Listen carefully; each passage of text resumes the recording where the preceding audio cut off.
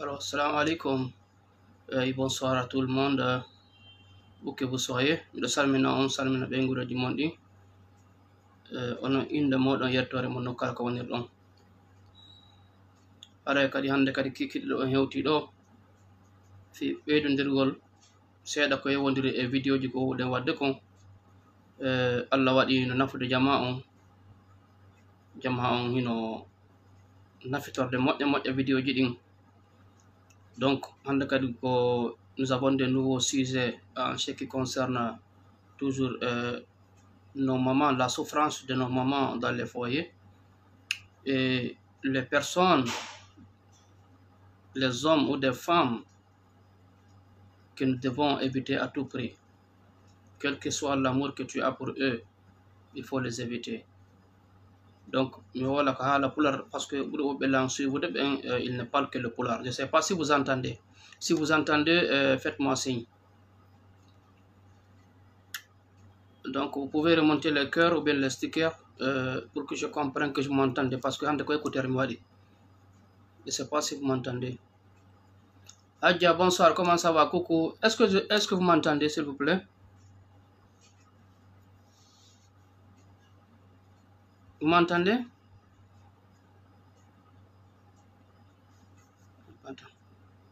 Oui, Adja Diallo, depuis USA. Comment ça va, sister? Est-ce que il donne là? Merci. Ok, good, Mariam. Bari Diallo, thank you. Ok.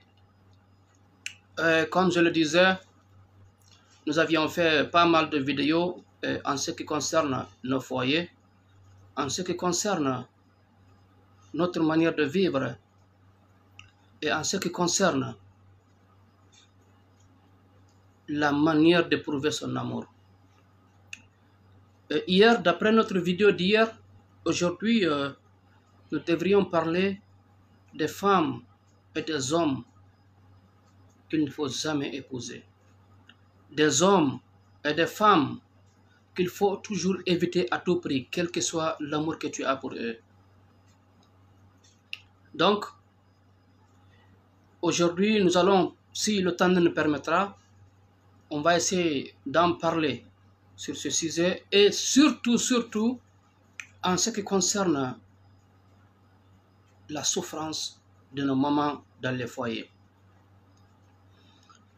Hier, il y a des mamans, je ne peux pas dire des femmes, hein, parce qu'elles sont plus âgées que moi, des femmes, des mères de famille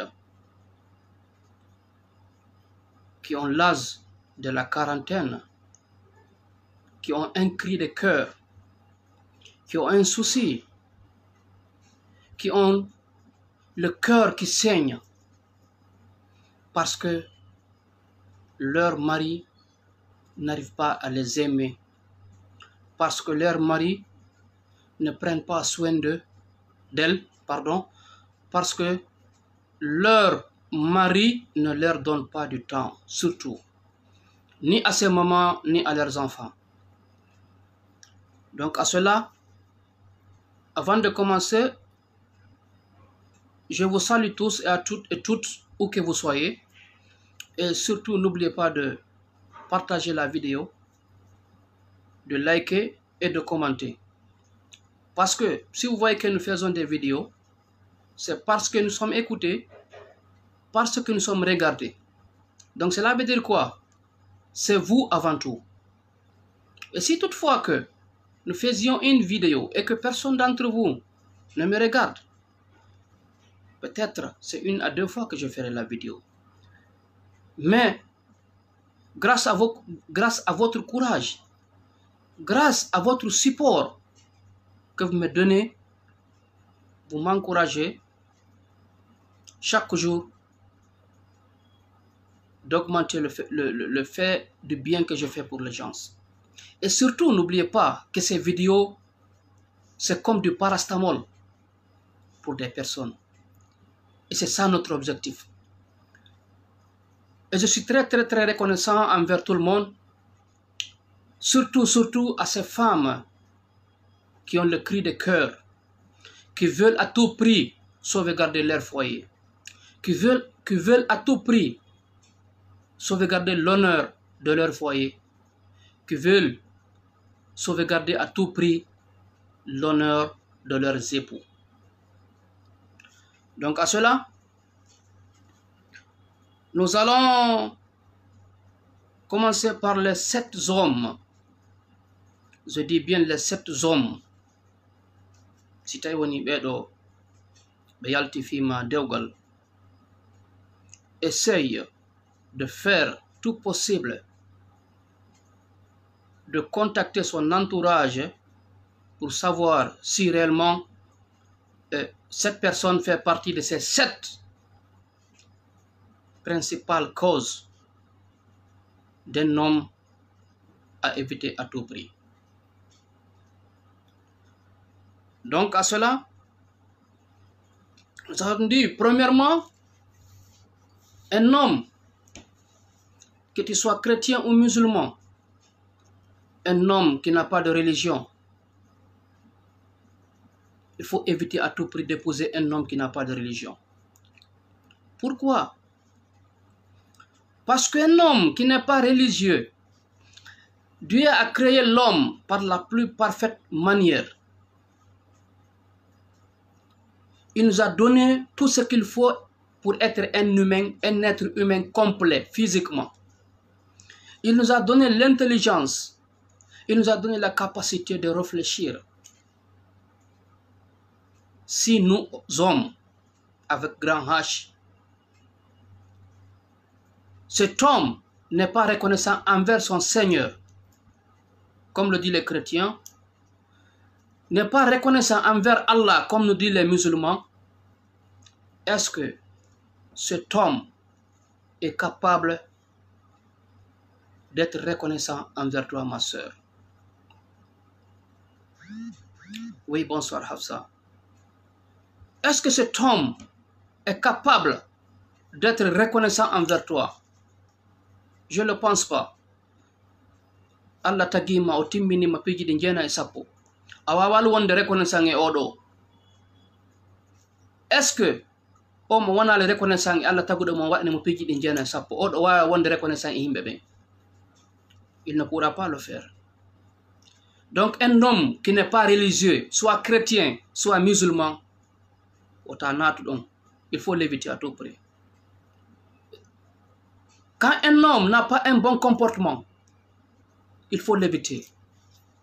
Donc il faut faire la différence entre un homme religieux et un homme qui a un bon comportement.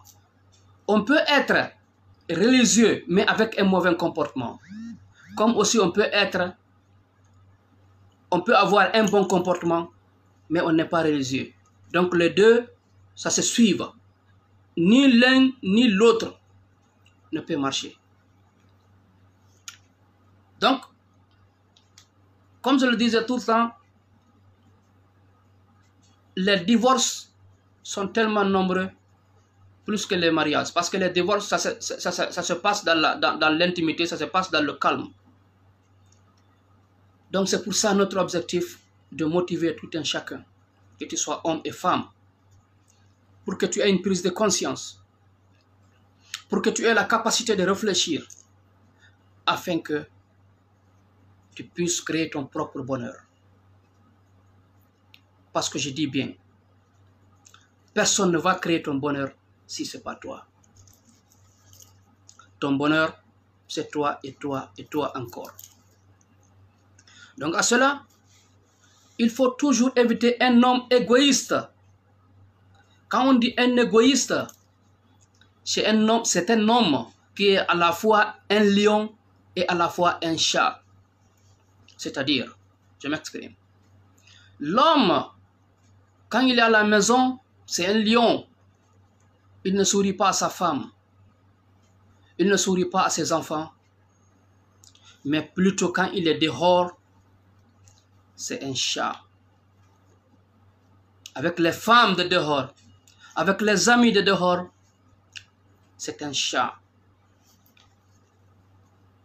Est-ce que ɓengu oɗo ɓiɓɓe oɗo ɓeɗo ɓe anday ko weli ko wiyete dewgal? Est ce que ɓeɗo anday ko weli e nder ɓenguɗe? Ka suudu ko a piyori, ko a ngayuri, ko a buutori. Mais si a yalti, tu es un loup, tu es un chat, ñaariru. Miɗa ñolo ñalanno ka yimɓe ɓen avec tes amis, avec les femmes un peu partout. Awa sa waɗa e weltoto ka yaasi, il faut être aussi un chat dans la maison. Mais quand tu parles, on dit non. La femme, quand tu l'habitues à ça, elle va se foutre de toi. Mon frère, c'est ta manière de le comprendre. Une femme, quand elle est aimée, je dis bien une femme, quand elle est aimée, elle se sent en sécurité. Elle se sent aimée profondément, elle se sent en sécurité avec toi. Elle aime que vous rigolez ensemble. Elle aime que vous passez votre temps ensemble. Je ne dis pas les mistonneuses, hein? Les femmes mistonneuses. Je ne dis pas de celles-ci. Je parle des femmes qui veulent à ce que leur foyer soit uni et prospère. Donc, troisièmement, un homme qui ne ressent jamais de la jalousie envers sa femme et ses enfants. C'est-à-dire, toi, monsieur, les hommes viennent chez toi comme dans un bar. Les hommes viennent chez toi comme dans un maquis. Des hommes chahitent avec ta femme devant toi. Des hommes chahitent avec tes filles devant toi. Tu n'as aucun remords. En islam, on appelle ça un homme d'ayouz. C'est des gens qui ne verront ni l'odeur du paradis, à plus forte raison de rentrer au paradis. Gorko mo nawlata ɓengu mum na nawli giggol de mo nawlata si tawi woni bone no suti ka ɓengure makko no sutani ɓiɓɓe makko jiwɓe ɓen no sutani ɓengu makko kanko il ne ressent aucun remords. Ɓengu makko joɗoda e worɓe ɓen ɓe yewta ko ɓe faala, il ne ressent aucun remords. Ɓengu makko waɗa ko faala, il ne ressent aucun remords. Ses filles font du n'importe quoi, il ne sent aucun remords. Ses enfants, ses jeunes garçons, il ne sent aucun remords. Ce monsieur, on a tata al-Jannah. Et quand madame, tu as un homme comme ça, attache ta ceinture.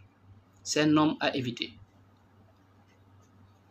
Quatrièmement, c'est un homme qui déteste les femmes. Vous savez, il y a de ces hommes qui détestent tellement les femmes. Par exemple, pour dire que c'est les femmes qui ont été la cause du fait que nous sommes descendus du paradis.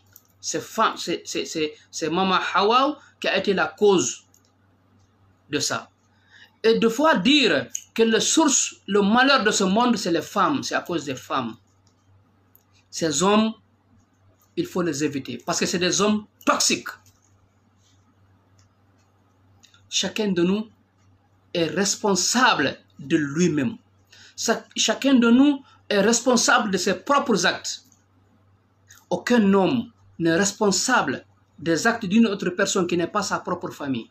C'est de même, aucune femme ne prend la responsabilité d'une autre personne qui n'est pas de ses enfants.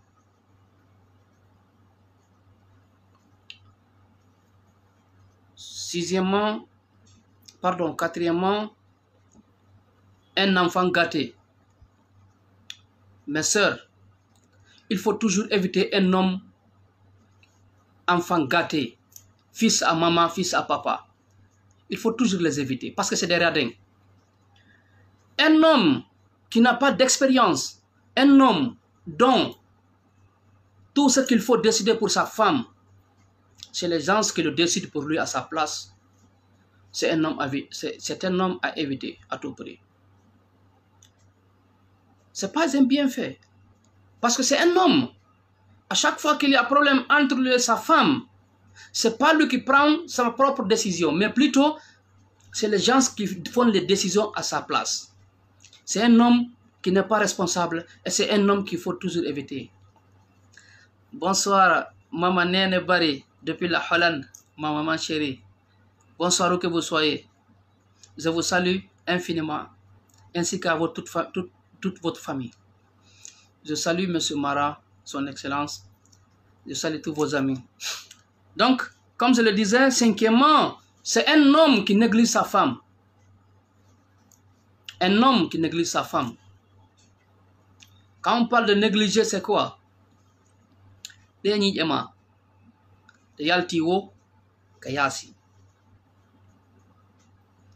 ne parle pas des femmes.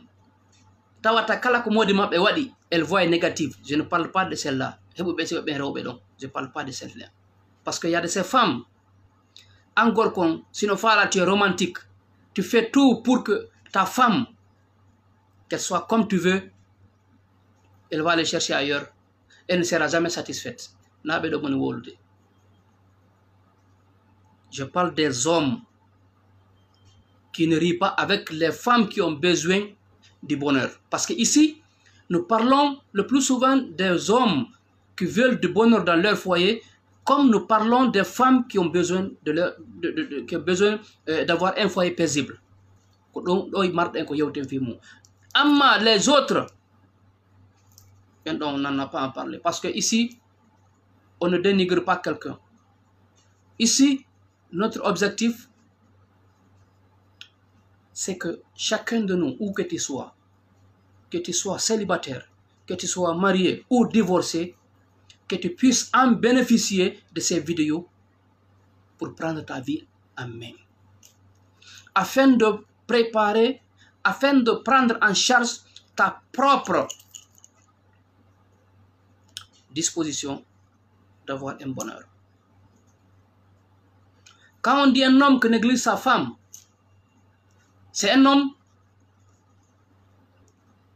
Ojali woka yasi. C'est au arti kasudu.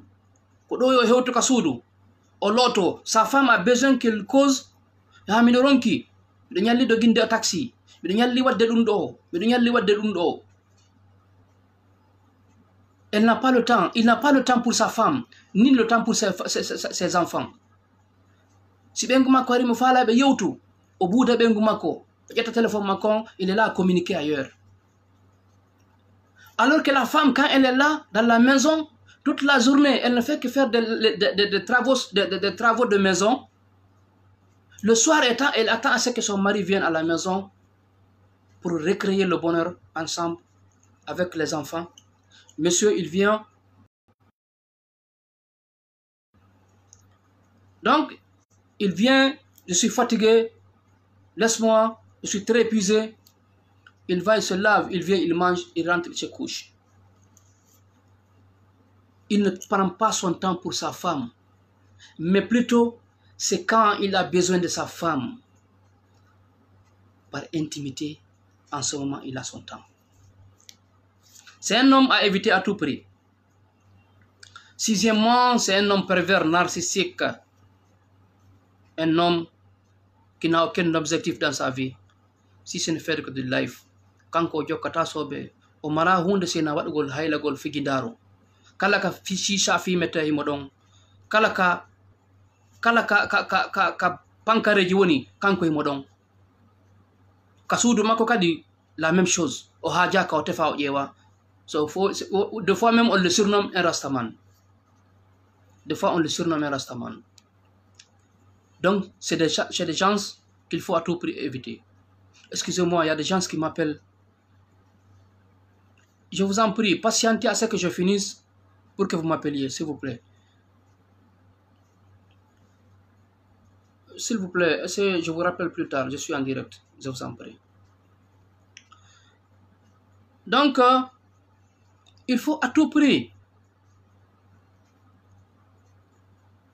Kayasi Noveli, Kogonga, kon sekander Souduma Velali, mon frère. A anda nde mayata, anda siko yite natoyta siko aljanna, anda mi anda. Au moins si adnama on kader Souduma Velali, mon frère haray sinda sa hebanoka. Sinda sa arano aduna. Si tawi woni a wawata dankagol ɓeygure ma nden aranare woɓe mettuɓe dankade ɓen dey tawa kala ko waɗɗa wona ɗum, kala ko waɗɗa wona ɗum, na ɓen ɗon tawa ko rewɓe hiɗuɓe dankede, ko rewɓe wonɓe reconnaissant, rewɓe tawata kamɓe ɓe faalaka hunde ka yaasi sina kon ka nder suudu maɓɓe kon ko ɓe ɗon moni wolde fi mum.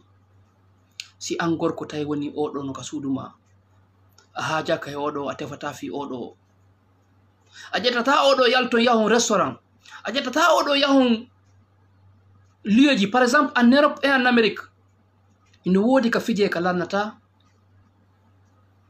ino woodi ka yahada e ɓiɓɓe ma e ɓeygu ma hara islam toganama ɗum hara christianisme toganama ɗum yaha joɗɗa ɓeygu remonde waɗon enjoy pay koye manditoto fijon jallon si on wonali bonheur dans ton foyer a heɓata bonheur hay nokku mon frère hay e nokku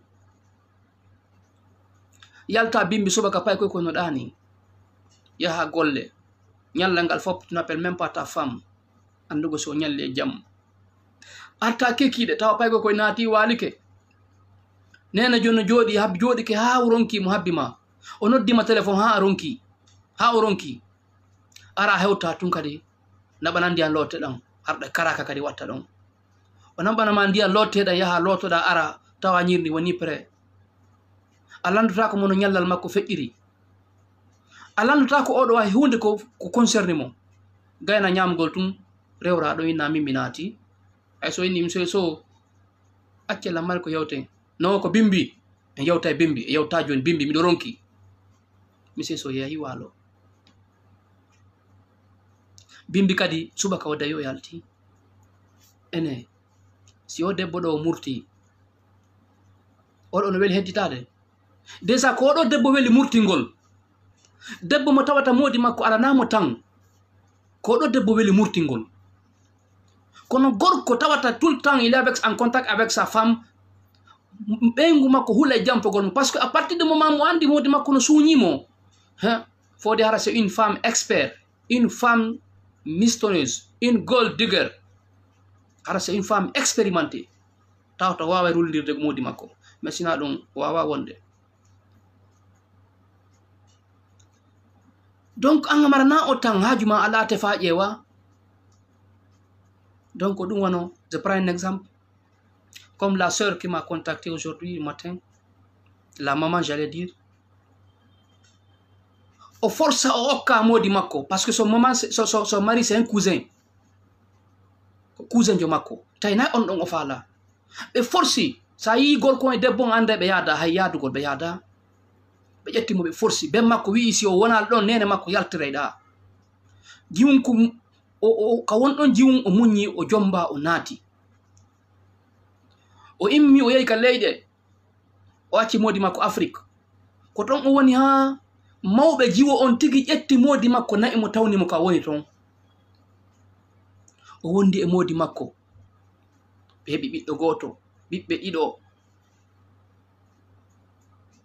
o mara namodi ɓeygu makko tan o yalta e bimbe hewta kikiɗe ene mi yalando on goɗɗo si o wonali o hittali ka wonɗo jomba kesum oɗo hitta tuma woni yummirawo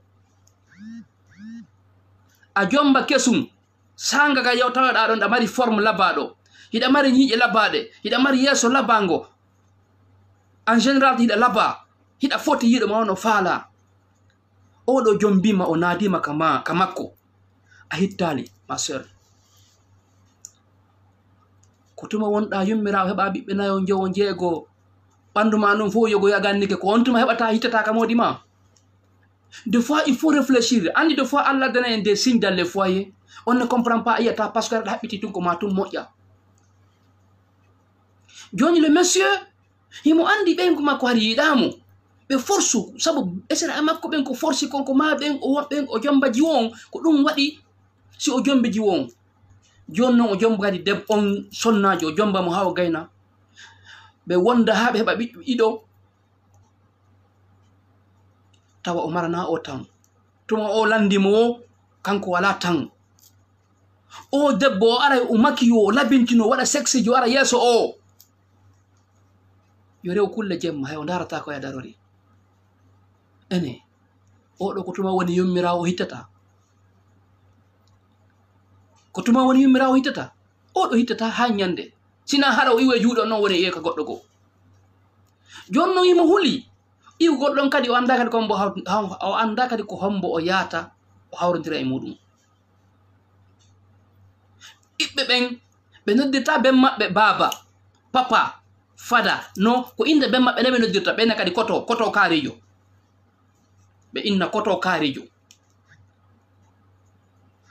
Grand frère an her sali ɗum ɗo ɓiɗɗo ma hemo heɓuɗa reedu sunna e nder dewgal o ɓiɗɗo ma ɗo wona fattujo ni an her sali taw oɗo ko koto wiyayma koto kaari tawa ko miññiraɓe ma ɓe nene goto ko ɓe ɗo wiyata baba par ce que ɓen ɗo woni heɓandemo tan. Mon frère, tu n'as pas réfléchi.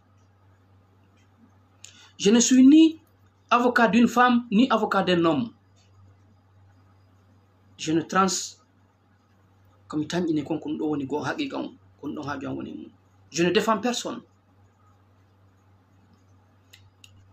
Joni non on sonnaji makko ɗo elle est en grosse, elle est en état keccum ko so wiɗo baggum kadi nini pour un 3e enfant. Quand le monsieur sort, il rentre, il fait du n'importe quoi haaju makko ala debbon. Debbon sa yi'imo a ɓuɓɓinay ha ɓuuɓata kadi leydi tampundi kaɓe woni c'est l'oncle Sam ko tan ɓe woni.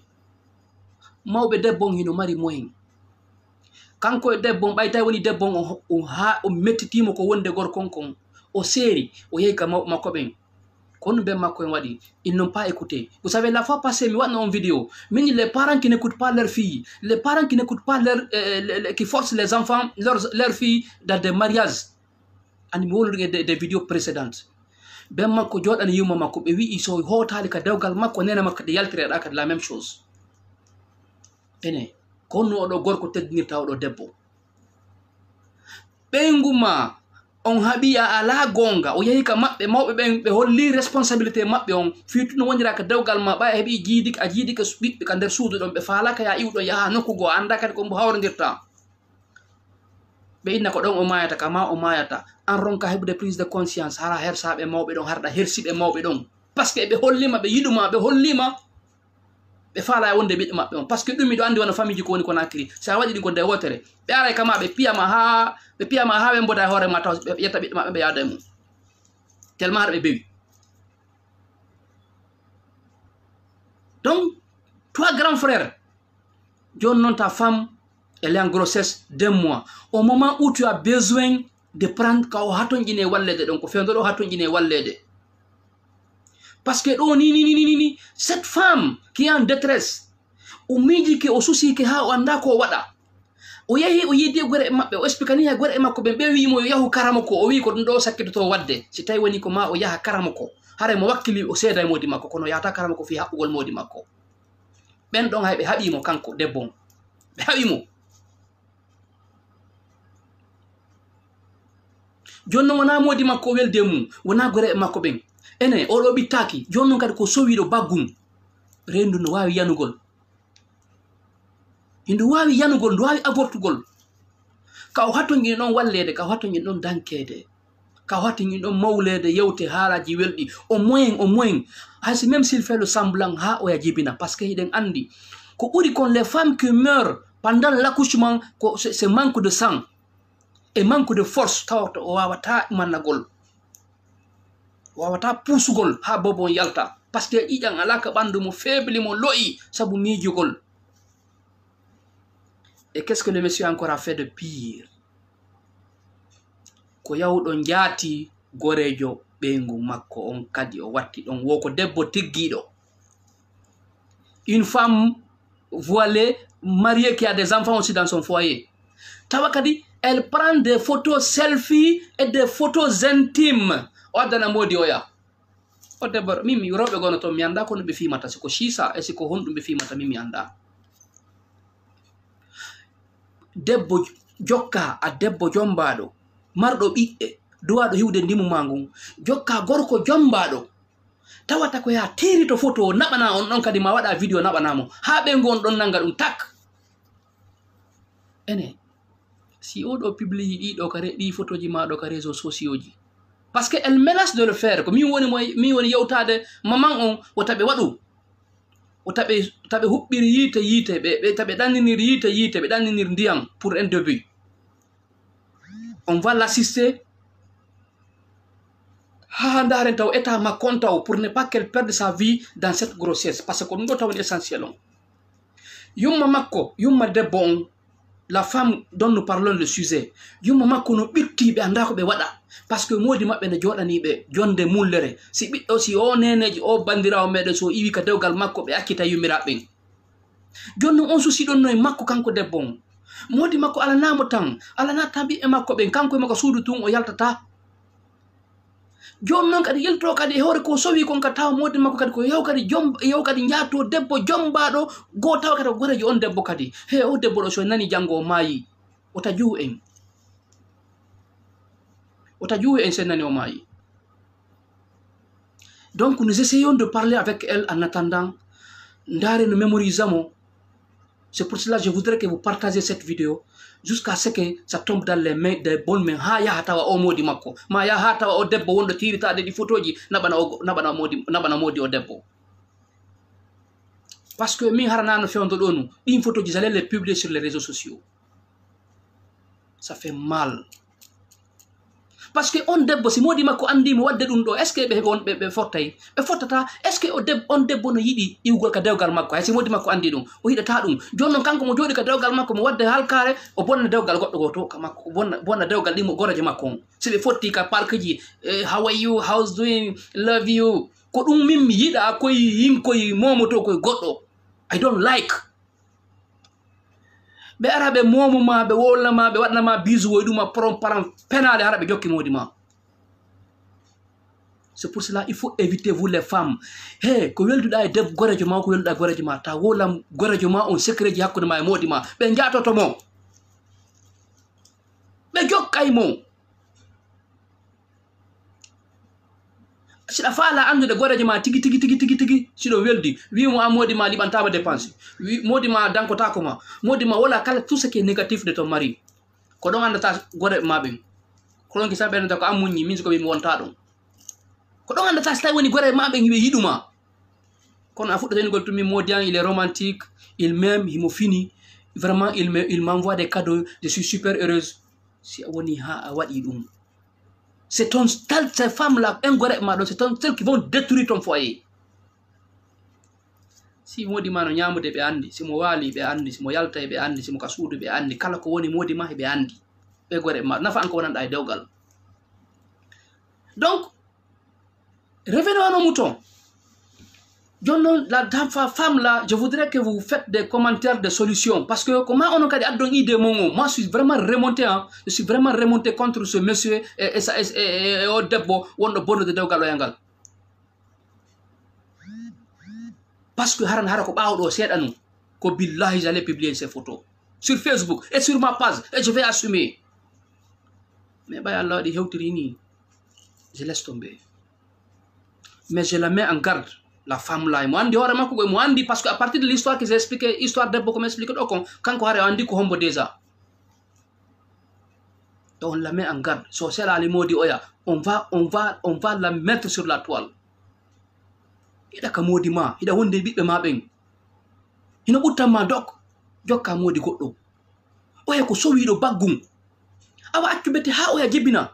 Waɗon ko watto nga suudu kaka yaasi accu si o naati ta noddumo faut pas appeler ce monsieur ɓay gorkon kanko wona o c'est pas un homme responsable c'est pas un homme qui réfléchit c'est pas un homme qui respecte sa femme awa acca bete an o debbo acca ha oya yalta ka makko hara o wonda ɓengu makko naɓanamo noon photoji ko falɗa ɓarde makko mais acca oyana ka suka makko debbo no toon mo jombi dewgal sonne farida toi tu prends des photos intimes tu envoies pour cette femme est ce que anɗa hersa ene an anda waloto maya ka an anda ko da wadde do jon bibbe mabe juube ben kad et peuvent être victimes de ça un jour bare fo nyamay boa ko buri bonde bare jidin ko nyamay di beppe on ka yaasi haga en ardanade ka suudu mum di bare ji buri bonde an ko dum da wadde. Donc mon frère benguma o yettu wadu fere dankoda o ha bete au moins yurmeda o do andita o do mo wawi luttugol diwredu do ha au moins o tan do feƴƴa si o tan do feƴƴi wadu bare yagal ko watta wadu ko falda wadde mais haraw ya jibini hetti hore makko si anga faala ka goɓɓe kono faala mais debbo on tellement o ɓittike nene makko ɓittama be makko tigi ɓittike gorko mo wadde ko faala hay o haajaka. Donc on debbo ɗon mo hattonjini e meɗen donc je voudrais parce que elle nous suit elle va écouter, elle va lire vos commentaires. Pour un départ. Parce que les photos de cette femme minita au public, elle n'a qu'à les garder secrètement pour un départ. Donc, revenons à nos moutons. On a dit les hommes qu'il faut pour éviter un homme pervers. Un homme pervers. Araka souduma a jonnata be nguma tan atan ko tako mo a haja kay makko téléphone sa wole ko ka hurgo wole ta maka yasi haaju ma lawon be ka suudu haaju ma labi e maben wada non ko konda wadde do tiri to dan kadi photoji na bana robbe nga tarawo wala non pervers hadina be nguma yo tiro photoji na bana ma wabete moy be nguma wi ayo tiro ha waddane. Et pourtant la femme elle m'a dit que elle se fait sexy. Et puis ko hatta wadana mi kanko debbo pourquoi harta wadana mi photoji makko din? C'est par pudeur. O sina dum kanko tigo manti hore makko monsieur bari so yila wonde ko mi debbo. Hatta mi nabana photoji an dum ko fi sabu à cause de la pudeur mi hersay. Sina dum wana mo de photoji an yiwo mi nabana photo o debbo mo modi an jokki ndaron si tay woni min e o do ko mi yaadube ko mi yidi me. Debbo de ko dum mo sunnude taw. Andi si tay modi mana jokki burdo maka tarawo. Ino wodi ka ande bon no wodi haka migitoda no wodi escalier ka haka migitoda kon si tawi an won don ka suudu yida buri won don ka yasi no ko fi bodi ma liba mo won ka leri di beppintina yaba ko dum woni won sonjude debbo on nammi miso bari ko hondum manke yam mi o wala ka suudu je me mets sexy mi ara mi amana mo ko yiroton kon no wade ka dumaji ka tarawoje ko dum wadanta modi an kan ili à la maison. Mais il ne me regarde même pas. Ko honno ndari tama imo hebude ka yasi. Ko no ndari tama. On ndara ma mo hebude ka yasi mo nyami ka yasi ha haare jakki ni tewu dumanni onno haji makko ne gosi ka nder suudu. Onno haji makko ne gosi? Haji makko ala gosi. Donc dum wadi si wala haji makko ala ma. Un homme pervers narcissique. Awa si tay woni a fijay joni fiji ka taraw ko fijata to hanyande Allah ko mako okota ma nawnare wo kono bengu maka suudu hollu mo jawna mo dow wada mo dow tawa el nora o ken sipson awa si yimbe be wi me yimodi mada ay debbo o moy hara onne non ko modi goddo yido na modi am ara woni un acteur a holli bengu ma kida respecti mo kono ya ha tawa maraka jokka maraka yaha duman no da fosinaka gore e makko be. Combien de femmes souffrent comme ça? Kon jelo rewbe yete même sur les réseaux sociaux be jombe taw gore mabbe assiste mariage mabbe au bout d'une année après taw kambe assistata ex modi mabbe e gore mabbe ko ne jombendirde e yidum ka ida yide ka wone wadde parce que hande kadno fendido ngala ko a wi ida ji haylade ko nata ino yi fo parce que nyande finito en yi ko medana yude. Donc partagez la vidéo comme je l'ai dit, partagez la vidéo. Essayez de faire vos commentaires. Elle a besoin de nous tous. Mais elle a besoin de nous tous plutôt. Qu'est-ce qu'il faudrait aider cette femme? Je veux voir ça sur les commentaires. Septièmement, un homme à éviter, c'est un homme qui n'aime pas dépenser. Gorko, mo dépense ta dépense gol. Dépense gol non, hay mo miskino no dépense. Non, dépense c'est pas ça. Je parle des dépenses pour la maison. Kala ko bengu makko ini miso so dane nun do. Ah dum ko bonnere mbudi non. Hande sonnen tew jakke en wari jakkal tew. E mi ala gollude mi ala mbudi. Ni mi na dum mapinimi. En nom radin. Kala ko wiuda wona dum. Sawi joni awa suma e on feƴƴi on holtina Allah. Joni awa yande mi jeeji on ka julde donkin do hayso tayna bama ko mi hebi awa hayso ko complet no complet mo 200 000 mi hebi yande mi jeeji on min na do mapinimi no wori ko mapinimi fendo ko pay ko mapinimi subhanallah. C'est un homme radin, il faut toujours l'éviter. Et quand non bedo non yimbe tous les 7 signes que nous avons en parlé tout de suite là bedo fo si tay woni on tigi fi ansikema si tawi ɗa wudditi hakkille maɗe a ƴetti giggol ngol ha mi a waɗi sarato a foti ko bi ɓerde ma nde a waɗi e carton a mariɗa taw ti a observiri guite maɗen hey a yiyay signe ɗin fof si oɗo jomba ma. Tu vas voir tous les signes là avant que tu rentres ce monsieur. Kono sabu miile aduna on sabu faale ma giggol ko yiɗɗama kon hiya hawjino jombede gore maɓe fof jombama ma bandiraɓe fof miñiraɓe fof jombama an a jombaka hara hawji yoɗo gorko jombe ko Allah holluma waɗo no yaltifima a yiyata a nanata a darata jikko ma kon a tefa ƴeewa ya to ukkoɗa pudan o jomba ma o naada même pas un mois tawa lanni ko wiyano kon dewgal kon lanni hande kadi ko waɗa ko faala. Beaucoup de femmes beaucoup de jeunes filles ɓe wuɗata guite maɓɓe ɗen mi laara ɗum. Des fois il faut faire semblant à ton fiancé wiyamo ɗafa ha ton ƴini e 50 000 ɗo ko waɗa ɗo hunde kaari ndaara ko honno mo wowlata hey c'est pas d'être matérialiste ma ɗum wowlana goreje ma e goreje ma wowlanimo awa kono goreje on no faala hunde kaari mais o hersay ko ɗum waɗi min simi wowlanma ndaara il faut tester les gens. Ko ɗum goɗɗo o hirsi tebbeli ha o gayni o juuɗi ha o gayni waɗi barbecue o moƴƴini ha moƴƴi o inni miñam makko yo yaltu noddana mo kawtal ngal ɓe ara ɓe ñaama par ce que nagge tebbeli nagge dammi ka ɗum mooɓi goto wawata ñamugol ɗum hay so koye frigo waɗa. Le monsieur tellement il est expérimenté ko ɗum o waɗi ɓay o yalti ko o wi'i faabe men yiite huɓɓika amen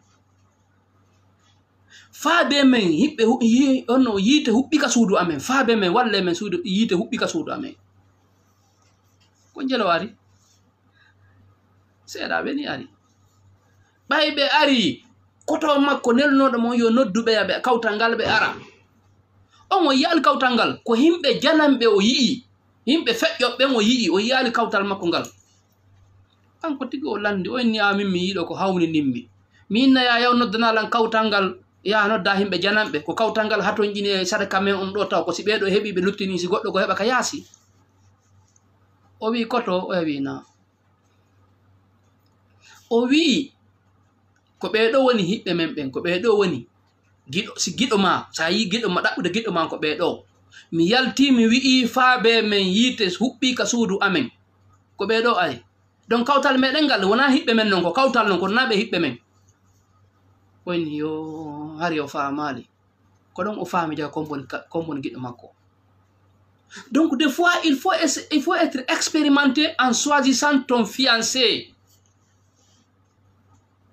Hara jaɓali weddudaɗe e makko ƴetta gorejo ma yalda makko yahon jooɗoɗon yewton tu le poses des questions tu le takinamo sur tous les côtés ndara expérience makko ko ɗum waɗi min mi yiɗa mi jaɓata welatalan yo gorko mo janga nata l'école ha hande yo jombu debbo janguɗo par ce que o tripotay mo ɓe fottata gorko si o jangaɗo jobbi haɓɓiti ko ma debbo janguɗo so jombi ɓe fottata par ce qu'il devient un homme radin il va devenir un homme radin.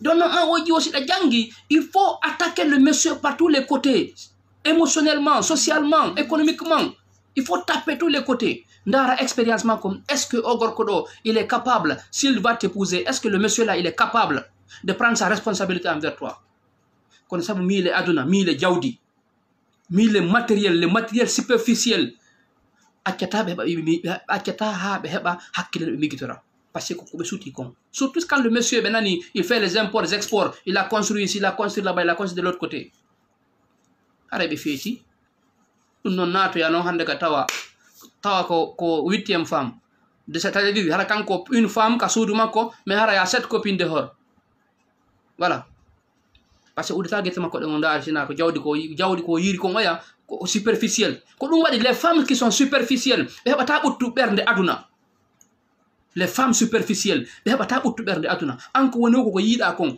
ko yiɗa o ko fi affaire aduna ɓernde ma nden ɓuttata e dewgal ma par ce que ko heɓuɗa wo yonatama sa heɓi ɗum ɗo hande ko janngo ko kesum faalɗa haaji ma ala kiɗɗum ɗum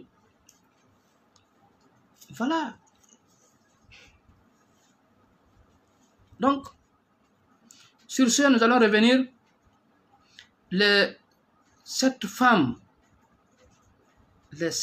à éviter. Bébé maman wolande do mon frère. Be 7 rewbe do be 7. Be do sa yalti fi be do ha tawi mo mardi jikkuji do dogu ha pade lanna. Dogu ha pade lanna.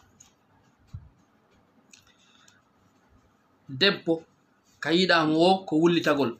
Elle ne se plaint tout le temps, c'est des plaintes. Awadan talang, akor talang, adan ko takolang, talang. Anko talang tout. Kala ko wadda wana dum do. Tout ce que tu fais, c'est pas ça, na dum. C'est a jonniri mo nyaamu ngon o mari rayna ngon. Mo wa police. Ko a jonnu mo ha gayna o jaba dum don o mara ga o tudda kadi jungo ngon kadi wada ni kadi. O debbo do sa fotti o do yelto.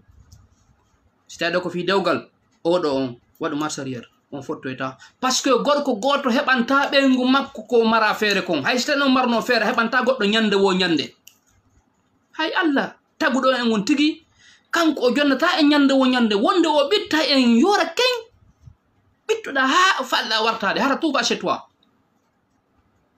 parce que wona antum nous sommes plus de 4 milliards mo kala heba gokku ngonati de ka bengure mum anga hunnane wadangol goddo nyande wo nyande wonda gorko wonda debbo a wawata wado ko wawuda kon onon be vous les frères qui ont épousé des femmes déjà on jombi déjà be rewbe don sifa be rewbe don ka mum wota tampintino prends ton temps ndara ko marda fere mum ko wadira fi Allah jonnamo ta tefu ko won bawoton parce que sifa be rewbe do a wada hondum tigide yonatabe hibe buri police kala ko jonnodaɓe ɓe jaɓira ñamugon ɓe marra nano gon ɓe tuɗa kadi jungo ngo ñande taw woni ala o ko goɗɗo goo c'est une autre personne.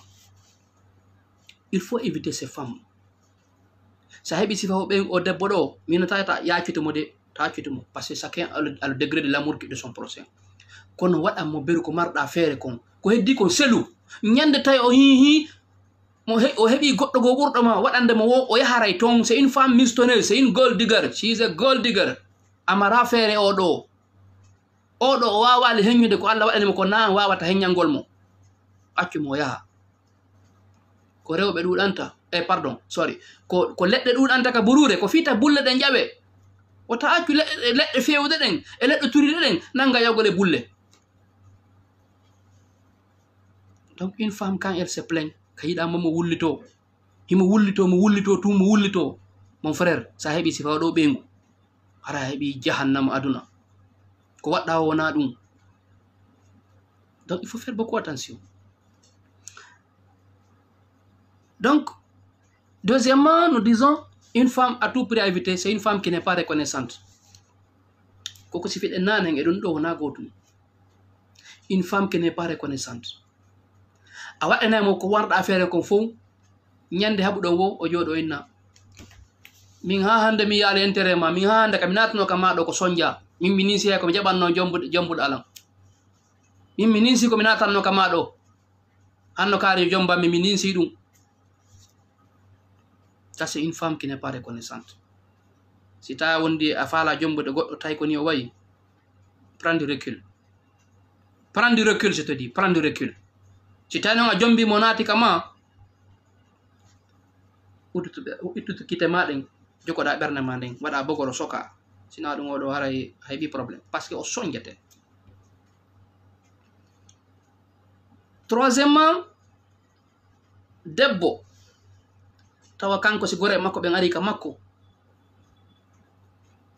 modi makko naka makko ko gore makko ɓen mari priorité ka makko. Ses amis sont plus importantes par rapport à son mari qu'il a épousé légalement. Si himɓe ɓen ari ma ou les amis de son mari même no heewi ko woni wadde. Même la fois passée il y a une femme, il y a un monsieur qui m'a parlé de ça mais j'ai pas pris ça en compte parce que j'ai trop de thèmes à en parler.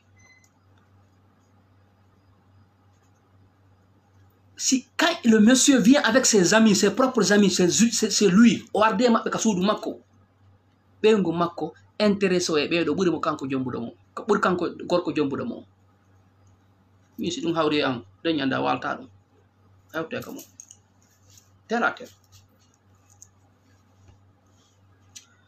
Jomba debbo addama ka suudu ma wi'amo kikiɗe ɗe arde gore ma ɓen yo acca ko defete ha gayna o defa o moƴƴina ha moƴƴa arda e ɓen kikiɗe o holla o nanga joɗagol hakkude ɓen ɗon nanga wolo walannagol. Et puis ñan déjà hay secret ji gon to yade ces femmes c'est si faɗi moment ji ɓe profitata pour dévoiler les secrets de leurs époux wowla ɓarindo modi maɓɓe fiyo yimɓe ɓe gore makko ɓe yo andu comment elle vit dans son foyer. C'est des femmes à tout prix à éviter. Il y a de ces femmes, on en connaît. Mais il y a un Conakry. Massimo, on le téléphone. Quand il est au téléphone avec quelqu'un, si on y modi mako hewti o hayni ke modi mako no arde o jokka continue wolugo téléphone mako, il ne va même pas aller o yata jabana o yama o jabbo elle va pas le faire. Ko dum he worbe no ka worbe goy worbe no munyi no robe munyibe ka wodi ton worbe munyibe no wodi goy. Je vous assure, hein. Wodi worbe munyibe. Parce que moi, il y a ces choses que je ne peux pas accepter. Soit tu es ma femme, soit tu n'es pas ma femme. Yaha arda e gole e maɓe wara o jooɗo hakkude ɗon o nanga e wolo walannagol wola ɓarindo ma 2 ans de pire elle fait des bisous à certains hommes waɗa hokka ɓe bisous famingol no fini a hollale modi ma hiɗa fini ko ɓeɗo hollata hiɗa fini nden ñande min a walata ɗon si leyden kamugo hiɓɓe a walata ɗum nden ñande voilà minen worɓe ɓen naafi men soñjaki goy meɗen soñjigoy. Allahu Akbar. Essayez de partager la vidéo. Essayez de partager la vidéo. Oya debbo mo wolɗen fi munɗama tawata ko sowi ɗo. J'ai besoin de vos commentaires, j'ai besoin de vos conseils. Parce qu'elle va le lire au jangay, elle a besoin de nos conseils. Je vous en prie. Autant amu. Je suis là pour vous et vous êtes là aussi pour moi. Donc vous et moi, on fait un. Parce que on a tonjini wallede ko ɗum waɗi siɗen wadde vidéo sina ɗum en fanka jokke tun haaju men mais ko fimo kala men heɓu nafoore ka woni sa yi nenejo ma wiye yummirawo noddilami paykum expliquanilam programme maɓɓe ɓe ha tonƴinano e ɗum ɓe ha tonƴinano noddugollam wolnami vie privé maɓɓe kono si ɓe noddilam ɓe wolnilam vie privé maɓɓe ko par ce que ɓe tañƴini onon e min en trouvanayɓe solution surtout wona o debbo ɗo kalkiɗi hakkude ma e Allah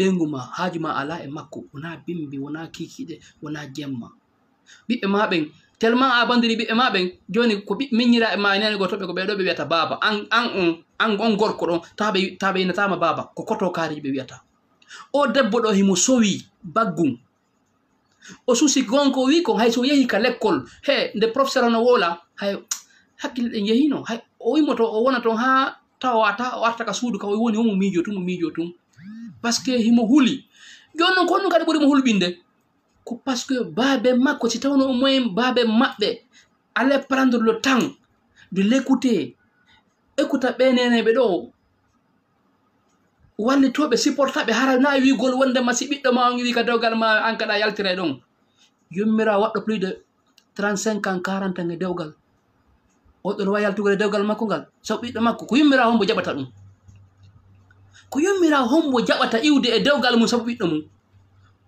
yummirawo ɓen koɓe makata komi jejirima fi Allah muñanolam fi tami yuka dewgal am ɗum ɗo yurma non le monsieur là n'a pas de cœur le monsieur là il n'a pas de cœur oɗo mara ɓernde ko hayre o mari ka ɓernde ka wonki makko ka nder hakkude cate makko ɗo ko hayre o jogi wona ɓernde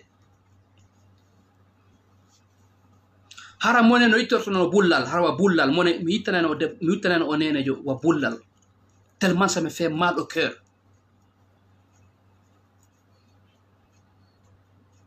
yaha njatike ma tiro photo subhanallah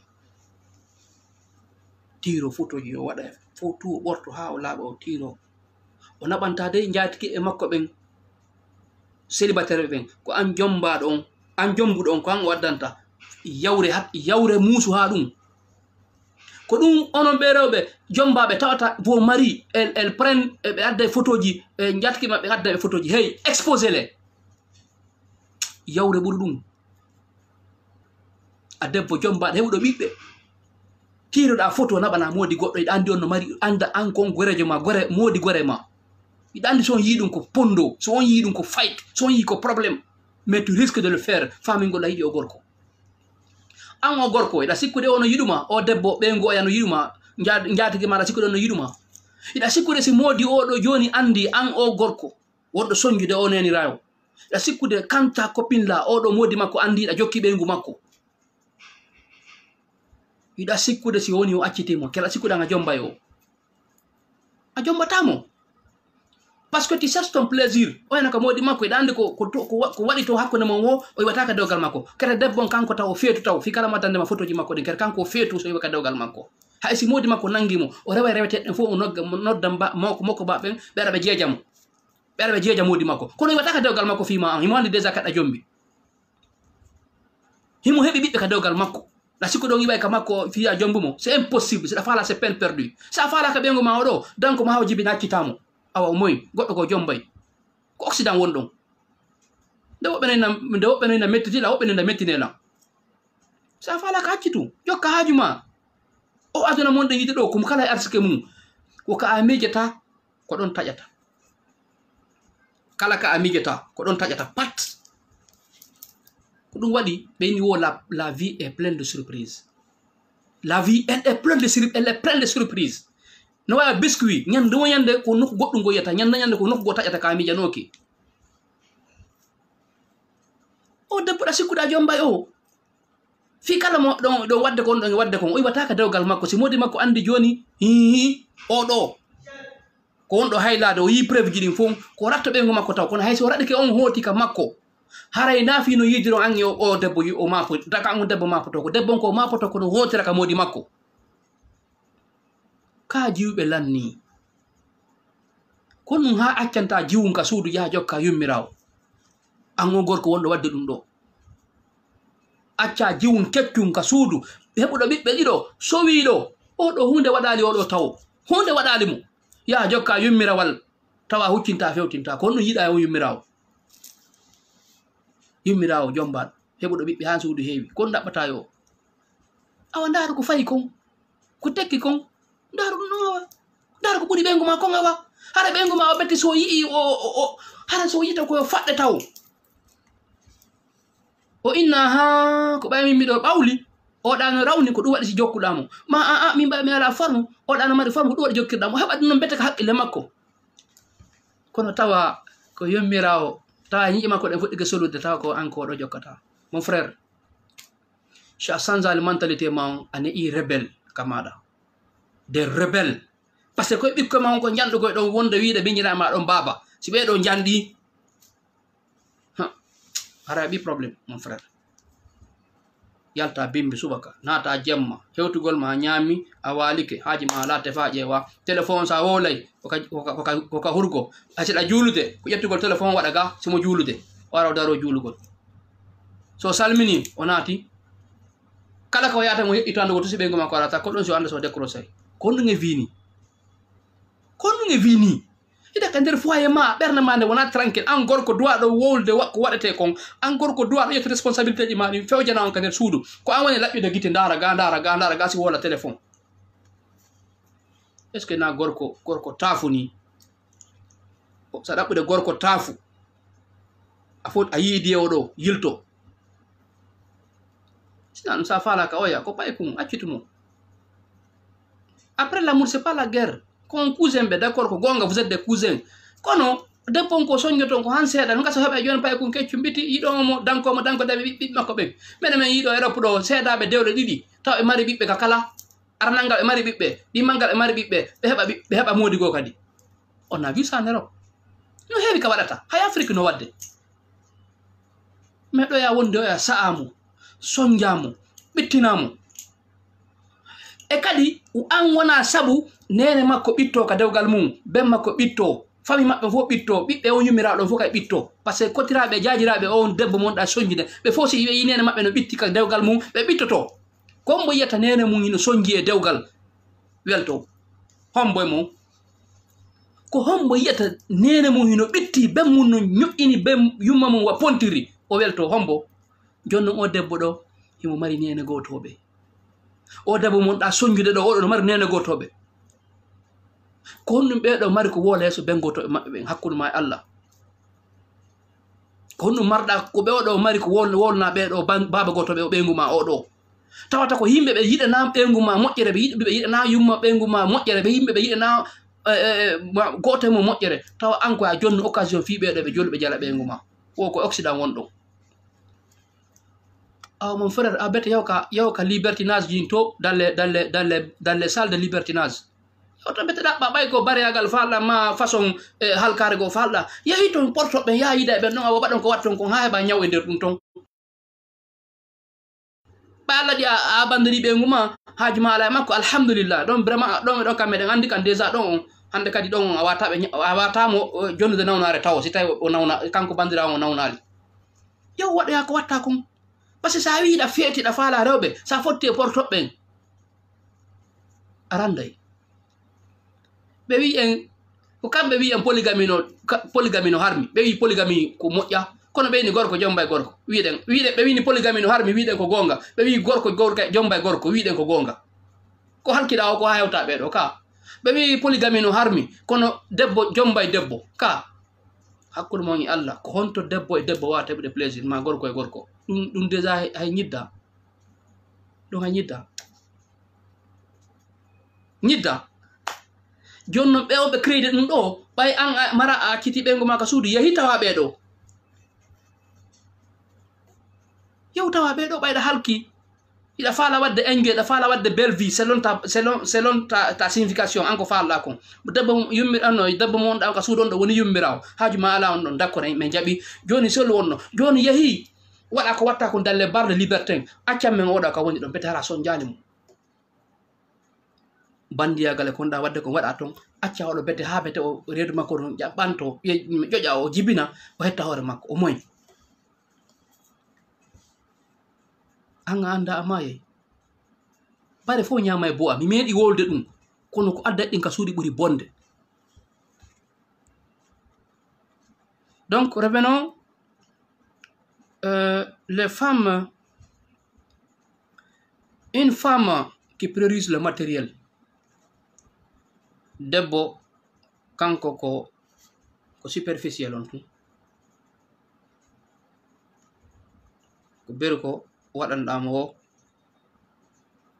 o jaɓa o wallina to haaju makko ala ko heddi kon sorry o jaɓira to o jaɓira ñamo ngon walla nan gon je m'excuse vraiment je suis remonté wallahi debbo mo yurmila moƴƴa o yurmila moƴƴa par ce que ben makko abandonimo nene makko susta wolde gore e makko winoɓe yew ka karamo koɓɓe mo haɓɓa modi makko ɓeɗo ɓe haɓimo sabu ɓay o wi wonde ma waɗa abandonimo fi ɓawi yo waɗata joni noon homɓe walla taw debbo sina onon e min ndaren fi Allah ko wawuɗen kon dans les commentaires et partager la vidéo pour que ndaaru solution ko ɗum wawate walla ɗo ɓe neñiraɓe meɗen ɗo donc septièmement siɗa ɗaɓɓude debbo a fotti e debbo wowlowo a haute voix une femme qui parle à haute voix siɗa ley to a nana hito makko siɗa dow to a nana hito makko mon frère sifa o debbo ɗo c'est à éviter ko gorko wa'ata ni hay gorko hana wa'ugol ni nanon fi kono ko wiyeten ko gorko wa'ata ni wona sonnajo wona debbo fiw debbo ko ya aro ha tawamo himo deeƴi tawamo ɗon anda himo ɗon jaka wiya an tigi na har mi yalima woni sonnajo kono ka ɓawo kuuru fof no nande ko wolta ka nder suudu ma si a welti fof nanayi ka ɓawo kuuru hito ma ngon si a haɓidama kan ka nder suudu ton kan ko fankugol siko ɓiɓɓe ɓen ukkodirɗa e muɗum ko woron waran sonko tun kawtal ngal fof no andi subhanallah sifa o debbo ɗo sa hawrodiri oɗo mon frère si tawi woni a jombale mo andi oɗo ko ni o wayi alhaali makko ko ni wayi il faut l'éviter ko ɓeɗo rewɓe jeɗɗo woni jombetake donc sur ce Comme mi wawata wolande mo kala meɗen, n'arrête jamais d'être une bonne personne à cause des mauvaises personnes. N'arrête jamais d'être une bonne personne à cause des personnes narcissiques, perverses. Si a moƴƴi moƴƴu, si ɗa wawi wadde ko moƴƴi waɗu ko moƴƴi kon, kono ta bonu fi goɗɗo no boni e ma, ta bonu fi goɗɗo no boni. Exemple, c'est quoi neɗɗo okkowo, a okki goɗɗo, la personne n'a pas été reconnaissance, ta wi reconnaissance, ta wi hande kadi a hokkata kadi goɗɗo goo, ɓay oɗa wonano reconnaissant. C'est ce que je veux dire. Andi si ɗengal to wi haqqille soray. Faut qui me suivez, miɗo andi on fof ko marɓe hakkille, ko marɓe gande. Kono mi jeeji on, wallen addanilan commentaire ji ɗin o debbo o janga, min kadi mi heɓa komi suuta e muɗum, heɓen ko yewteden oɗo ko o waɗata pour le moment. Ha en attendant, e nder ɗum si tawi woni Allah muuyi yo jibbin e jam, on tuma nden on va revenir après en parler encore. Parce que kala mo walluɗen ɗo heɓi solution, miɗo andi c'est sûr que ɓe artay. Wonno par exemple la femme dolle mari engrossé sa servante, gorko heɓi ɗo gollo ɓeygu makko on, mais o artuno, même hier on en parle, tawi mo welti. Hay si tawi woni ɓernde nden iwali ko sumi kon, ɓayi no muusi, yo ɓeygu ma yo modi ma heɓi gollowo ma no muusi, en foyɗe andi wona ma o sifa ko debbo konɗe ɓe nene ɓe konɗe expliqué ɗo fi mum ɗo, ino muusi. Kono sa yi an kadi modi ma no change seeɗa, beru changement o gokkun no waɗi, a weltoto. Donc c'est ça notre objectif, c'est de mettre le bonheur. Wonen sabu enen Allah waɗa bonheur on ka fo aji yimɓe ɓe, c'est tout. Non more, pas plus. Donc sur ce, prenez soin de vous. Prenez soin de vous où que vous soyez. Wota yiɗo goɗɗo ha ɓura hoore ma, ko ella. Wota a jaɓo yiɗugol goɗɗo ɓura hoore ma, ko ella. Yiɗo hoore ma, yiɗa hoore ma non si yiɗa goɗɗo. Sa yiɗi on tigi, si la personne on kanko so yiɗali ma, déjà anda hiɗi hoore ma. Déjà seede on siɗa yiɗi hoore ma, a ɓuttinayi. Yo ngelo e meɗen, si tawi woni no ɓuttini ka wonki ma, si yimɓe ɓen añima, ko ɗum lorray ma. Yiɗu hoore ma. Hay e goto e meɗen wawata nafude ɗimmo mum ɓuri hoore mum. Parce que si a yiɗi hoore ma, ko hoore ma nafata taw si nafa goɗɗo. Defale ñaami defata yeeya. Defale ñaami defata yeeya. A heɓali ɓurtu ɓernde, ko honno goɗɗo koye ɓirta, honno wawata waɗirde goɗɗo ɓernde makko ɓurta. C'est impossible, wawata.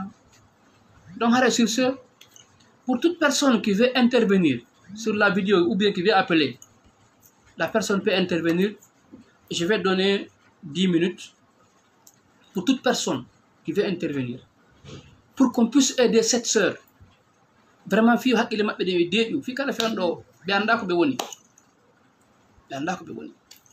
Wonon ko e leyɗe marɗe puissance ɓe woni. Ka tawata hay monniɗa tum waɗɗani, a yi ay ka fijete, a yi ay ka joɗete, a yi ay parc. Tawa ƴettata modi ɓeygu ma e ɓiɓɓe ma ɓe yahon ɗon pour 10 minutes, 15 minutes, 20 minutes, 30 minutes maximum immo ɗon arto. La femme hande, elle a regretté pourquoi ce monsieur l'a épousé. Donc le monsieur a donné raison à sa femme. Joni mi falaka ma, mawɓe ɓen forsilan ya jombam. A jombilan ha a gayni, a yaltika mi mijinoɗon tigi.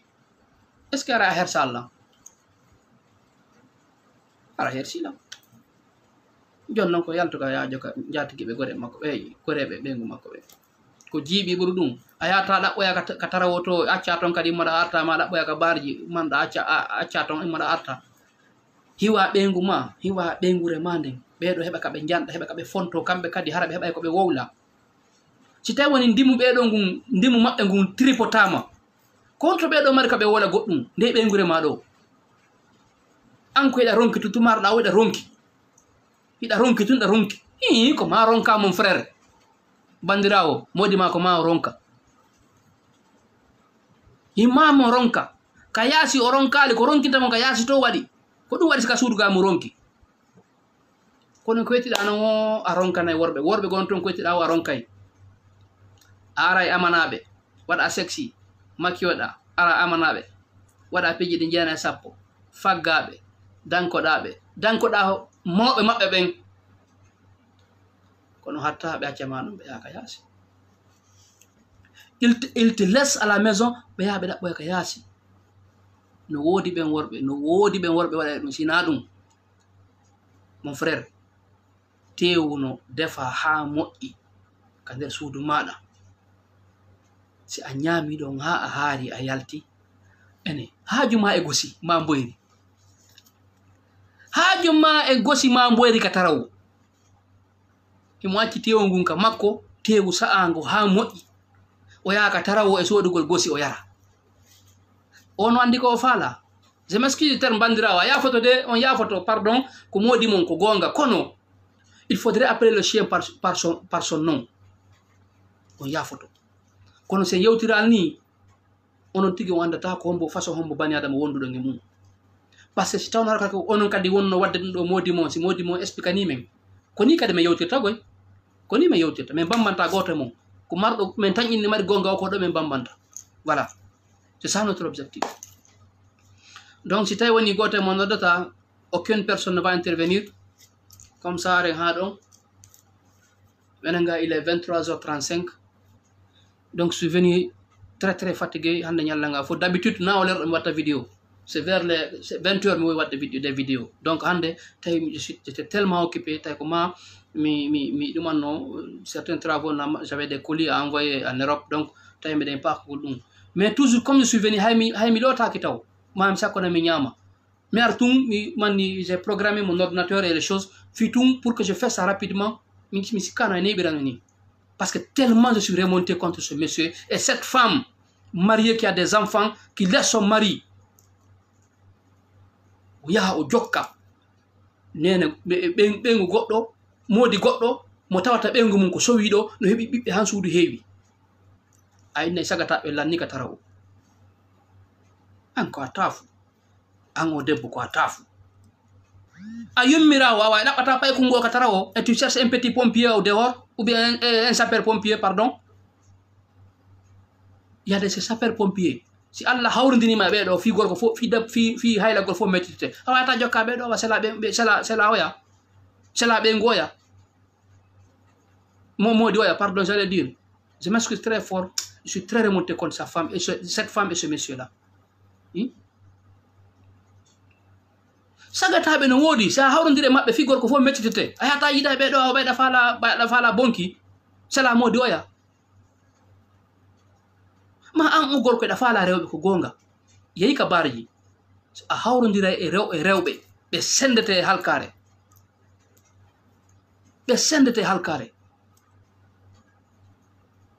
si wona ɗum il faut accepter comment les choses viennent.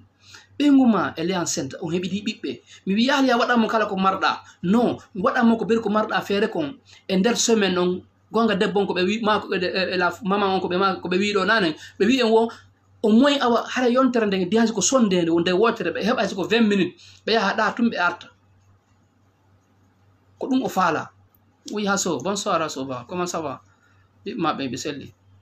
Donc la maman c'est ça qu'elle a dit au moins monsieur bari miɗo faala modi am ɓe ƴettanmi min yaha min ɓiɓɓeɓe min yaha hayso ko 20 minutes min immo min arta c'est un rêve pour moi. Subhanallah. Jaka an siɗa wiide dewgal ma ngal ala marsude ɗa wiide an dewgal ma ngal no tekki e no selbi jaka woɓɓe no jartale to oɗo kanko o faalaka hunde sina e modi makko jonno mo 20 minutes ɓe yaha ka parc kanko e ɓiɓɓe makko ɓen ɓe immo ɓe arta ko rêve makko on ni. La hawla wala quwwata illa billah. Ko dewgal ni an modi ma waɗante kala ko marɗa ko mari feere mum ka suudu maɗa wiide ɗum ɗon ça va pas. Jonnon ɓeɗo kamɓe ko ɓe faala son rêve le plus ardent c'est que son mari la prenne elle et ses enfants ɓe yaha ka parc pour faire 20 minutes ɓe mo ɓe arta c'est ça son rêve. Modi makko jaɓata modi makko ala jaɓude. Donc tori Allah la maman là vraiment ko Allah ittata ande yo Allah itta ande mon nden parce que ɗum itti ko Allah andi ko ɗum sonja ko sonji ɗon yo Allah itta nde o sonja mon ala ko itta sonja bani adama ɓuri kanko Allah taguɗo on andi ɓuri sonja on tigi on yo kanko yo ittan o sonja mum e kala wawɗo alhaali no wawɗon ɗo par ce que hino yurmi ka dewgal ma kadi waɗa fontade ɗon holla gabitanji maɗin holla an debbo holla ko ɗo an kadi jeeyaɗa ko ɗo woni ka ma tawa susta wowlude si a yalti a susata wowlude modi ma jokkino rewɓe ka quartier fof c'est un coureur de jupon c'est un sniper kala ko jawre ndo yiwo fellay kala jawre ndo yiwo fellay ene konto o debbo ɗo mari ka o fonto e ka quartier makko ɓe rewɓe marɓe o alhaali ɗo fof konto ɓeɗo mari ka fonto ka dewle maɓɓe hey si janngotako no ɓaaro wota force debbo yo wondu fi ɓay tumo jiidike wi fi ɓiɓɓe ɓen yiɗande a yiɗamo force attu yo wondu sa'a oɗo ha fawɗa wonki makko hey liberla no woodi yimɓe ɓe falaka sina rewɓe jomba ɓen no jomba seeda no woodi worɓe wallahi lazim ɓe memata si wona rewɓe seeda ɓen ko ɗum haaji maɓɓe woni par ce que ɓe innayi rewɓe jombaɓe seeda ɓen ɓe mari expérience hayso ɓe heɓi ɓiɓɓe sappo yade ces hommes ko ɗum ɓe yiɗi tellement ɓe yiɗi ɓuttu par ce que ɓe innayi jiwoy ko jombago ɓe innayi ko minere excité ɗum no mari probléme ha no woodi worɓe wolayɓe ɗum no woodi worɓe wolayɓe ɗum tawa haaji maɓɓe ala sina divorcé les femmes divorcées tawa kamɓe ko ɗum haaji maɓɓe woni mum par ce que ɓe andi on tigi heeɓi expérience heɓe andi ko satti o ko satti kadi karam o yurata ka dewgal ɗon o yano kugo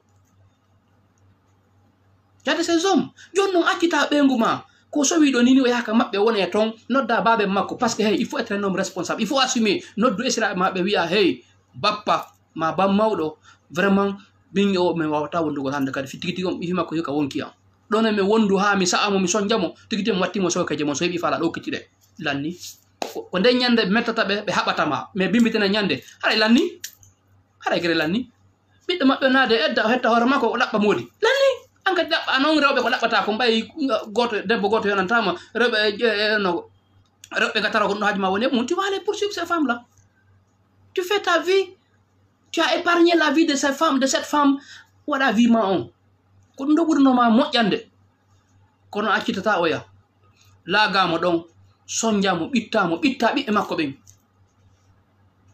ɓittamo e entourage makko ka kawtal tawa o susata yogol toro lanɗan o susata yogol te'aka ɓe yimɓe ɓen o hewta tum ɓe daramo ɓe susata yidema an ka tarawo ɓe yiyata ka tarawo tum ɓe andi ko amu ɓengu kaarijo il faut arrêter cette mentalité kala jombuɗo debbo a tawi fi makko mettitima hey wota ndaro famille wota ndaro ɓiɓɓe ɗo yo wondu sonjamo heɓa hakke makko libéru mo awa bete innamo yoka maɓɓe wona toon taw o yaha wona toon ko 5 mois 6 mois 1 an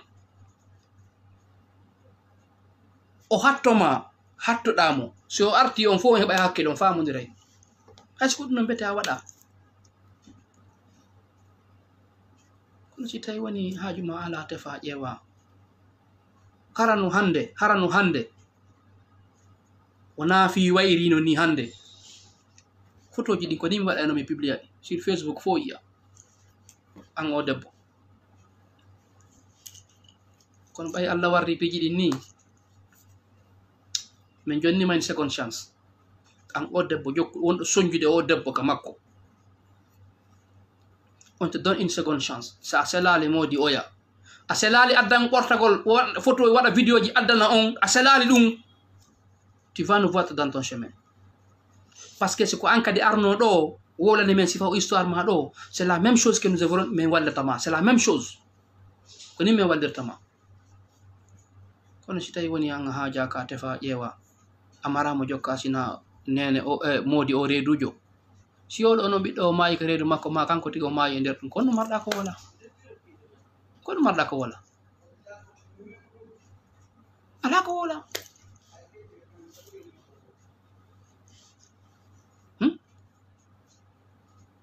yummirawo a yummirawo acca yeruɓe ma ɓen kikalaɓe yeruɓe ma ɓen awa ma si tawi woni a yiɗa modi ma hay inna modi ma yo accite kono ɗa wakkili wonugol e wondugol e modi ma ɗon wujja ɗon yaha wujja ɗon wona ɗon si tu n'es pas heureuse tu peux pas demander le divorce si tu n'es pas heureuse demande le divorce hey debbo no wawi tortagol hoore mum aɗa anda ɗum ko woni ko debbo tortotoɗo hoore mum tawa sans preuve san dalil ko ɗo woni debbo wiyaɗo natta aljanna heɓata urgol aljanna ko ɗo kono si tawi ɗa mari dalil ɗa mari preuve ji hihi tawata vraiment ɓay ɗa mari nene ɗa mari baba ɗa mari mawɓe ɗa mari seede hey noddu seede e ma ɓen wiya tigi tigi on hey min e o monsieur so min wawata wondugol fi hon ɗum hatta wondon monsieur so ala lan e wawande ha e hunde monsieur so wawata lan dankade ma ɗum monsieur so vraiment no mi yiri ɓe ɗon ɓe kaani haɗa ɓe labanoɓe kono ɓe kaani mi falaka ɓe walle la monsieur so jonnetanmi hoore am walle la monsieur so jonnetanmi hoore am ɓe walletama ɓe walletuma ɓe jonnetama hoore ma seeɗa e makko ya goɗɗo ko jamma ma ɓayɗa faala vis ɗa faala life gurdam maɗa yo welu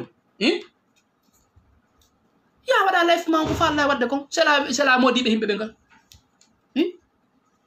ma ɗum awa sa fotti e modi makko ka tarawo si on seedi ton si o hewti ka makko kanko gorko on wota windanmo message wota a noddumo an yiɗa suusi reedugoy an yiɗa suusi reedu hara ko noddugol un simple appel hara ko un simple appel a duwaka noddugol ɓeyngu oya e moodi oya ka makko hiɗa andi ko gorejo ma kadi ko onon kadi weldi hiɗa andi mo anduma hiɗo naɓidi a duwaka mo nodduda e téléphone na fiyatanama message a plus forte raison ɓortoɗa ha wawa biredi wa tiroɗa photo naɓana gorko keɗa sikkude raɓɓen si ɓe sipsoni moodi maɓɓe hino jamfaɗa ɓe kaɗa sikkude ko onnon ɓe raɓɓen ɓe ami aɗa sikkude ko onnon ɓe ami fof so ɓe amata ɓe ɗaɓɓitay ha ɓe yiya jonnon ɗin photo ji ma fop ɗi fop majji c'est dans la main de cette femme joni noon si oɗo debbo nano julɗo sifano yewtirinmi noon hara nano o julɗo o hersowo oɗo o yahayno ha o tawa moodi ma o tawa moodi ma o nolana moodi ma mo andi déjà selon ko ɓe wilan wonde ma ɓe andi adresse ma ɓe andi ka wonɗa ko weldiɗo maɓɓe ɓe andi ka ma tututu ɓe wawi programme gol moodi ma ɓe noddamo e line ɓe yewta ɓe waɗa programme ɓe fotta o hollamo photo ji ɗon dari siɗa andi oɗo o dara o tawa ko ɓeygu makko ɓoori ha laaɓi la femme elle pouvait faire ça mono wadde ɗum ɗo kono gonko ɓe wi kon ɓay woni ko neɗɗo julɗo ɓe faalaka probléme ɓe wi ɓe waɗata ɗum ɗo ɗum si hawri e amen a neɓa e fillade mi wattata je t'assure kaɗa sikkude si moodi ma yiiɗi photo ji ɗo keɗa sikkude wonda e nder suudu ko debbo jamfete ko debbo jamfete si a jamfike gorko ha o nangima sino faalare mo hiɗoma ɓuri nene makko a hewtoya ka mum ko heƴata infidélité ko heƴata mum koye debbo na gorko de gorko trompay ɓeygu mum laaɓi sappo debbo o ñoƴƴa o muñño ɗon kono si gorko on sipsoni ko fanɗe o modi makko no trompude mo aduna lan fo ande jonno wona o sonnajo wullitiɗo ɗo wona ɓeɗo ni ya une fois sala mi yeggitino fiɗɗu no ɓe explicani en wondema une fois sagata mo ɓe jangguitino à l'école à l'enfance ɓe wayrodiri no neeɓi kanko mo leydi goo kamɓe kadi ɓe leydi goo le monsieur il a eu le contact de la femme à travers des amis d'enfance par ce que en fo en waɗi l'école ɗe janggude haray no woodi gore en men d'enfance hara ɗe mari contact ji maɓɓe hay sen yewtidirta ñande kono ya un de ses collègues ɓe noddi ɓe bureau en ɓe wullitiɓe ɗo o noddi ɓe o wiɓe salut hiɓe jooɗode kamɓe moodi maɓɓe ɓay moodi maɓɓe o wonɗo wadde ɗi pancare ji ɗo o yii message on ɓay tun o yii message on ko ɗon o hendi téléphone on o munkidirimo message on simple salut o ndaari o tawi gonga ko wi kon ko o yii ko inde nden ko inde gorko o yii no windi ko ɗon hendi téléphone o munki mo terre à terre ko a watta ko ka temmere ma a waɗa ka temmere goɗɗo jakaɗa nawli jakaɗa mari ɓernde waw jakaɗa nawli a yahay ka ɓeya to rewɓe ɓeya ɓen to waɗa ko falɗa ton an ɓeygu ma nayi waɗe ko faala kon ɗum no way gasude kama to ɗinu to dano ainsi to fait ainsi to sera fait how you are doing to people they will do at to you directly ɗum ɗon ko no wonɓe no sense no warruɗa yimɓe ɓen non ko nan ɓe warra e ma ko wujiɗa ko ɗum luɓata. Donc o lanci téléphone o sennajo ɓengu makko joni noon kanko mo yawde jokka goreɓe ɓengu makko ɓen yaha ha laaɓana ɓengu makko kadi hi o jaatimo sina ɗum ko ɗum wiyanta goɗɗo I love you debbo jombaɗo joma taniraɓe I love you I need you. Ma sœur onon ɓe bandiraɓe wullitiɓe ɗo modi mon e o na hande ko ɓe okkodiri siko na hande ɓe okkodiri je vais vous donner la preuve na hande ɓe okkodiri ko honɗum addi ha yo taw modi mon wi'aymo kanko tu me manque ko honno manquirte mo s'il y a pas affrontement comment est-ce qu'une personne peut manquer à une personne ɓe yiidali nokku gotum ɓe wondi nokku gotum e alhaali gotum? Comment est-ce que tu peux dire à la femme d'une personne ma vie n'est rien sans toi hara on fottali nokkugo joɗɗon hara frottement waɗali? Comment cela est possible?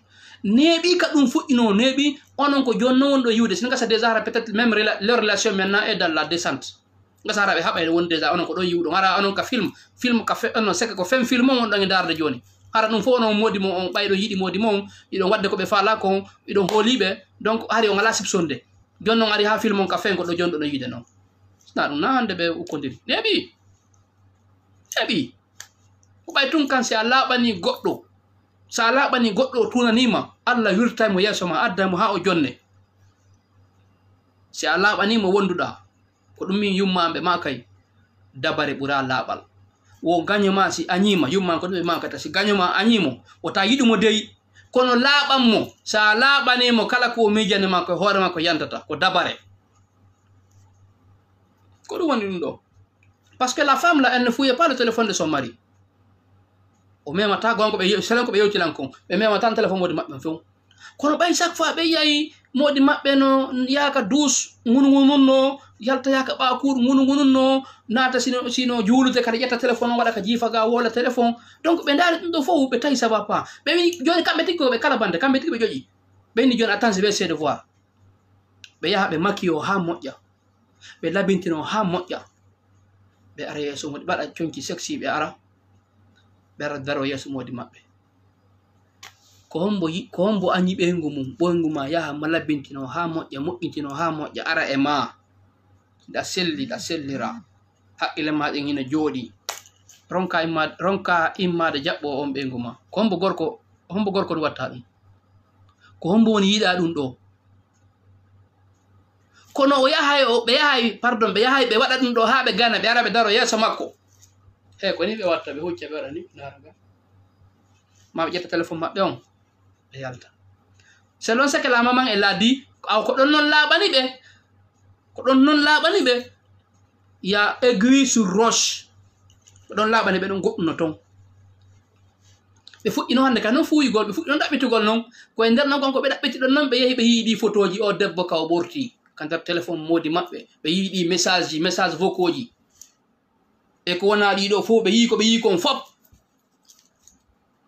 hari ɗum waɗa sifat ɗum e pay koye kala banteno e ɗum si ɓe hende keɗin photo ji ko ɗum ɓenta buse eɗen hande koye ɓay en yiyay ko waɗaɓe buse ɓen waɗaɓe les blogueurs qui font les buse en yiyi koye kala photo goɗɗo ka o wirti si woni ha hewti ka jungo maɓɓe aduna Allah fof anday eɗen ande ɗum donc ko onon yo bandiraɓe mi jeejiri on fi Allah onon la maman qui se plaint là photo ji ɗin mareɗi hay mi yiɗa hen waɗa ƴetteɗi waɗon e clé USB maron ɗi no to si tawi on supprimataɗi annatan dan ta ɗin woni ka téléphone mo ha téléphone o majja goɗɗo hawrodira e ɗiɗo debbo on o sikkoya ma modi mon sikkoya ko onon publie ɗi harana onon itteɗi ka nder téléphone waɗon ɗi e clé USB maron taw ñande goo ko a woni yeeso itta e kumpa ñande goo ara joni tawa ɗen hattoñine ɗin photo ji par ce que si tawi woni kanko debbo on yummirawo o jaɓari accude min koye inde mi woni koye India ɗo mi woni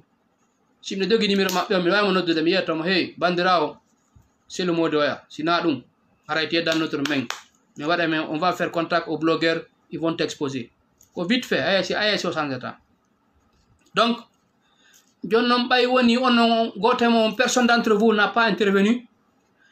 John et moi, qu'est-ce que je vais dire à la sœur?